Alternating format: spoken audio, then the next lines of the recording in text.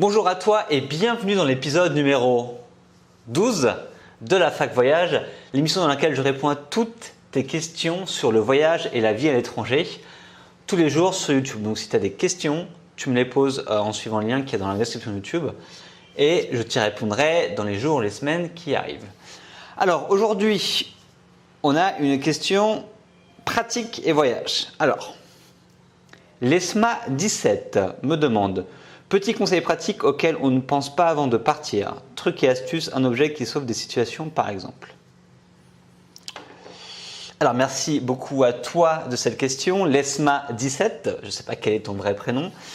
Avant de partir, donc tout ce qui va avoir trait à la préparation avant de partir. Ce qu'il faut savoir, c'est que dans le livre, parce que je ne vais pas vous dire tout ce qu'il faut faire avant de préparer, sinon la vidéo va durer 1 heure, mais du coup dans le livre Voyage à durée indéterminée, il y a vraiment des chapitres précis sur le sujet, donc comment planifier un voyage, comment on évalue son budget, tous les visas, documents administratifs, la santé, le voyage, ou comment faire son sac. Donc il y a vraiment plusieurs chapitres dédiés à la préparation d'un voyage. Donc les petits conseils pratiques, ça va dépendre pas mal de comment tu voyages et d'où est-ce que tu vas aller, parce que si tu pars en Amazonie ou si tu pars sur une plage du Pacifique, du coup tu vas avoir besoin de prendre des choses différentes, etc. Donc c'est un petit peu dur de donner les conseils globaux, mais au niveau trucs et astuces et objets qui peuvent sauver, là j'ai des petits trucs pour toi que moi j'utilise tout le temps et que j'aime beaucoup, et donc je vais te présenter 4 objets qui pour moi sont vraiment indispensables au voyage et qui peuvent parfois sauver la vie. Alors, la première, donc ça c'est nouveau, enfin le premier objet, c'est nouveau, je l'ai acheté avant de partir au Vietnam et c'est une gourde filtrante. Ok, donc en gros, c'est une gourde Life Straw. Je mettrai le lien vers Amazon pour que vous puissiez voir le produit. Et du coup, vous voyez, il y a un filtre, c'est-à-dire qu'on met de l'eau dedans, n'importe quelle eau. Et du coup, ça va filtrer 99% des bactéries, je crois. Donc du coup, si vous voyez une rivière qui a l'air moyen niveau qualité, vous mettez de l'eau dedans. Ensuite, vous la buvez et logiquement, vous ne choperez pas de maladie. Parce que le souci, en fait, c'est que l'eau en voyage, des fois, ça peut être un peu problématique parce qu'on ne sait pas trop d'où vient la source. Par exemple, voilà, moi j'ai de l'eau du robinet ici, les gens disent de ne pas trop la boire, etc. De même de ne pas la boire. Donc moi je mets de l'eau dedans, je bois avec ça et ça passe. Il y a des fois où je l'ai fait, je me sentais un peu le ventre un peu bizarre. Donc je pense que ça marche quasiment tout le temps et parfois il y a des petits problèmes, mais en tous les cas ça fait 2 mois que j'utilise, vraiment top, et ça peut sauver la vie quand tu n'as pas d'eau. En fait, ça a 2 avantages. Le premier, c'est d'avoir accès à de l'eau, même si elle n'est pas potable, de pouvoir la mettre dedans et la boire, donc ça est filtré. Mais surtout, ce que je trouve cool, c'est que j'achète plus de bouteilles en plastique. Parce que si tu voyages, tu le fais sûrement. C'est que voilà, tu t'achètes une bouteille d'1 litre, d'1,5 litre, tu la bois, après tu la jettes, après quand tu veux reboire, tu te rachètes une bouteille d'eau. Et donc au final, du coup, ça coûte cher. Et niveau environnement, c'est pas top parce qu'on gaspille du plastique. Donc ça, depuis 2 mois et demi que je l'ai, je n'achète plus de bouteilles en plastique sauf qu'à l'extrême urgence. Donc même s'il y a de l'eau potable, j'y vais, je la remplis et puis je la bois. Donc dans les aéroports par exemple, il y a toujours de l'eau potable. Du coup, tu la remplis et tu n'as plus besoin d'acheter de l'eau en bouteille. Donc vraiment niveau budget, c'est sympa. Donc ça, c'est la gourde filtrante Life Straw. Deuxième objet qui peut te sauver la vie, donc il est tout petit maintenant, mais bon, c'est un savon d'Alep. Donc il y a plusieurs types de savons que tu peux acheter. Moi, c'est celui-là que j'ai acheté. J'aime bien comment il sent et ce qu'il peut faire. Donc il était très grand avant de partir, mais là, tu vois, en 2 mois, je l'ai beaucoup utilisé. Savon d'Alep, moi, j'utilise personnellement en tant que gel douche pour mon corps, en tant que shampoing pour mes cheveux et en tant que lessive pour mes vêtements. Tu peux aussi l'utiliser pour tout en fait, ça lave tout, ça peut même te laver les dents si tu veux, même si l'odeur est un peu chelou, mais en gros ça lave tout. Et c'est un truc que moi j'utilise depuis maintenant quelques années.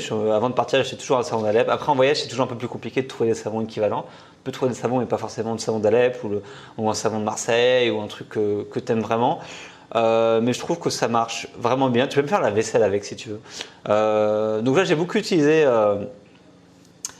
durant mes premiers mois au Vietnam, quand je me baladais en moto un petit peu, je faisais mon road trip, du coup Du coup, j'avais pas besoin d'acheter le gel douche, etc. J'utilisais ça pour faire ma lessive tous les quelques jours. Hop, je lavais quelques sous-vêtements, quelques t-shirts avec ça. Ça marche impeccable. Donc là, il m'en reste plus beaucoup, donc je sais pas trop comment je vais faire. Je vais essayer de me trouver un petit savon pour gel douche et shampoing. On va voir ça. Donc ça, c'est le deuxième objet, vraiment un savon multi-usage. Je conseille vraiment, même en gain de place ensuite, c'est génial parce que tu as juste ton savon qui peut faire plein de choses. Pas besoin de se trimballer avec des grosses bouteilles de gel douche, des grosses bouteilles de shampoing, etc.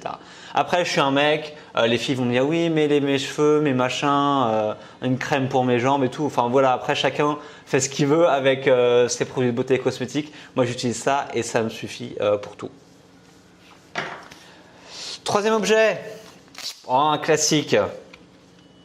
Le classique, couteau suisse. D'ailleurs, j'ai pas. Ah si, le drapeau de la Suisse, il est là. Couteau suisse, indispensable selon moi en voyage. J'utilise quasiment tout le temps. Après, c'est vrai que si vous vous installez dans un pays, vous n'avez peut-être pas forcément d'un couteau suisse, parce que si vous avez un appart, on va dire équipé par exemple, vous n'avez pas forcément besoin de ça. Mais moi, je me sers souvent des ciseaux. Je me bats pas avec des ciseaux, donc du coup, j'ai les ciseaux qui sont là. Donc, je me sers pas mal. De quoi je me sers? Le couteau évidemment. Le couteau, après il y a il y a le tire-bouchon ici. Bon, ils n'ont pas de vin, mais du coup je sais que dans certains pays ça me servait pas mal, notamment en Roumanie. Je me souviens que j'achetais une bouteille de vin et du coup j'avais pas de tire-bouchon, donc il m'a sauvé la vie plusieurs fois. Et l'ouvre pas canette.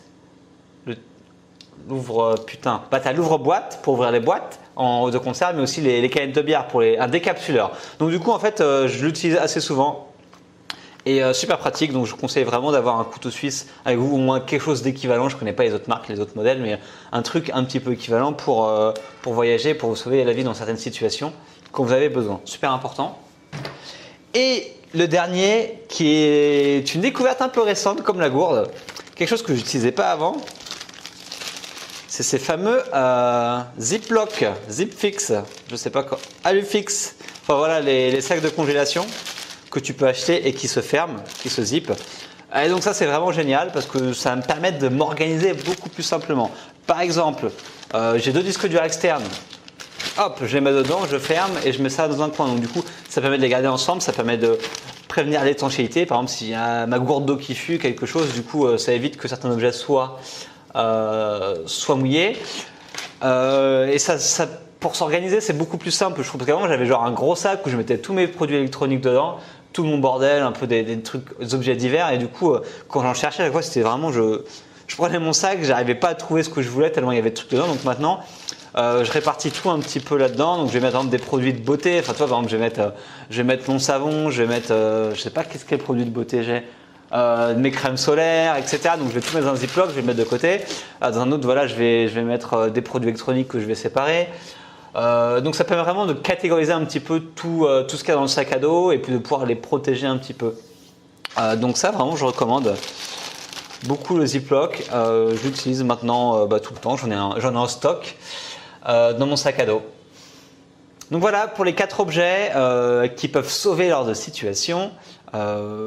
J'espère que ça t'aidera un petit peu. Et n'oublie pas que vraiment la préparation d'un voyage, en fait, ça se fait surtout sur les grandes lignes, comme j'explique dans le livre Voyage à durée déterminée. La préparation d'un voyage, il faut surtout vraiment que les grandes lignes soient prêtes, c'est-à-dire que tu sois au point au niveau santé, que tu sois au point au niveau administratif, visa, que tu saches à peu près où est-ce que tu vas aller, ton itinéraire. Qu'en fait la globalité soit vraiment assurée et ensuite tous les petits détails si tu veux, c'est que même si tu oublies des choses dans la plupart des pays, tu pourras vraiment acheter. Par exemple, si mon savon il marche plus, je pourrais très bien m'acheter un gel douche, enfin s'il y en a plus, je pourrais très bien m'acheter un gel douche, c'est pas un souci. Si j'ai oublié mon couteau suisse, je pourrais très bien m'acheter un couteau si j'en ai besoin, un ciseau si j'en ai besoin. Si j'oublie de prendre un vêtement, imaginons que j'ai pas pris de chemise. Là, je voulais partir en mode routard. Je me disais, je prends 3 t-shirts, 4 caleçons et au final, je me rends compte que j'ai besoin d'une chemise parce que je veux peut-être aller en soirée. Enfin, j'en sais rien. Et du coup, tu peux t'acheter une chemise à l'étranger. Donc ça, c'est pas un souci principal. C'est vraiment d'avoir les grandes lignes de votre voyage et d'assurer vos arrières, d'avoir l'argent, le budget. Enfin voilà, je parle tout ça dans le livre. Et ensuite, pour tous les petits détails, vous pouvez voir ça sur place si vous avez oublié quelque chose. Mais en tout cas, si vous pouvez penser aux petits trucs que je vous ai dit aujourd'hui. Déjà, ça pourra vous faciliter un petit peu la vie. Donc voilà, j'espère que j'ai répondu à ta question. Laisse-moi 17 et puis on se retrouve demain pour un nouvel épisode. Ciao.